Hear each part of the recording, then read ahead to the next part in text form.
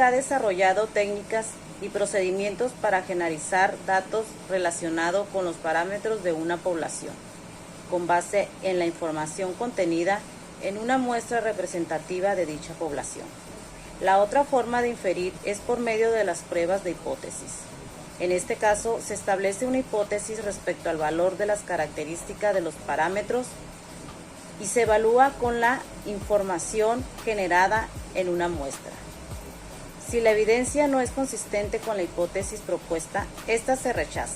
Se llama estadístico a una función de los datos de la muestra. El método estadístico debe adaptarse en forma pertinente al tipo de datos y estar de acuerdo con el objetivo general y la hipótesis, para analizarlos con precisión. En muchos casos, los datos cuantitativos no pueden recopilarse directamente. Esto ocurre cuando lo que va a investigarse es subjetivo y la forma de representarlo es cualitativamente con escalas arbitrarias. En la estadística hay dos tipos de métodos.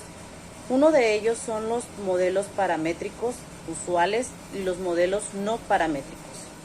Asimismo, la estadística tiene un papel fundamental en la investigación social, especialmente en la práctica cuantitativas, donde se convierte en una herramienta indispensable tanto en la relación con la medida de los fenómenos sociales como de la selección de la muestra o el análisis de los datos.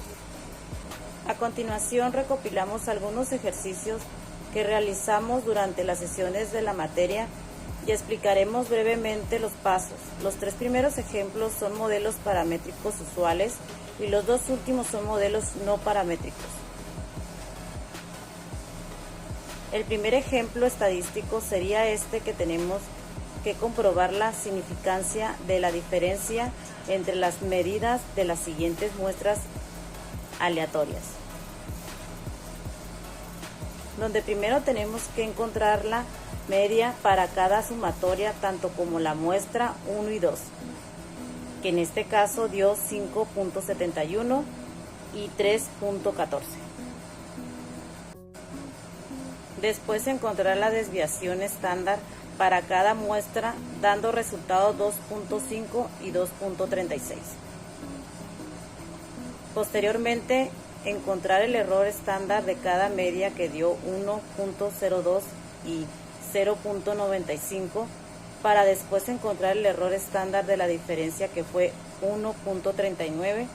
Y aquí, teniendo todos estos resultados, podemos convertir la diferencia entre medias muestrales a unidades de error estándar de la diferencia utilizando la fórmula de la razón T, dando resultado 1.85, para posteriormente buscar el número de grados de libertad y con este resultado comparar la razón T obtenida con la razón T y apropiada de la tabla. En el siguiente ejemplo, primero tenemos que encontrar la N, la desviación estándar, la media y la media poblacional, para después reemplazar con ese número en la fórmula y utilizando el teorema de Moivre para saber los límites de la gráfica. Después, con ese resultado nos apoyamos para encontrar el resultado en la tabla para finalizar y saber si se acepta la hipótesis, y en este caso se acepta la hipótesis de investigación y se rechazó la hipótesis nula, quedando en la zona de rechazo.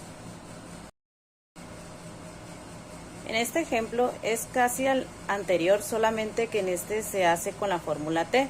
Aquí la diferencia es que la hipótesis se relaciona más con la media de la población si es igual o diferente a la hipótesis, y en este ejemplo se aceptó la hipótesis de investigación y se rechaza la hipótesis nula porque el promedio de ingreso es diferente a 800,000. En este ejemplo se basa en la frecuencia observada o real y frecuencia teórica o esperada para hacer la tabla de operaciones para saber cuánto equivale la chi cuadrada y posteriormente buscar el dato de x en la tabla de chi cuadrada y saber el resultado si es una hipótesis nula o hipótesis alternativa.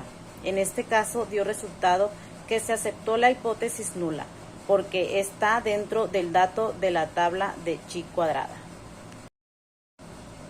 En este ejemplo es más complejo, pero no difícil. Primero tenemos que ordenar la posición de números de menor a mayor para encontrar la frecuencia, el rango promedio y la t.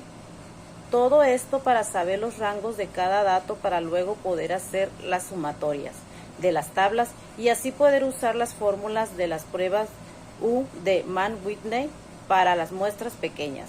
Posteriormente, sustituir en la fórmula. En este problema, el resultado se aceptó la hipótesis nula y se rechaza la hipótesis de investigación. Comprendimos cada uno de los objetivos de esta materia, que fue para analizar e interpretar las características de una población o muestra utilizando los métodos de prueba, paramétricas o no paramétricas, según sea el tipo de datos de una población para la toma de decisiones.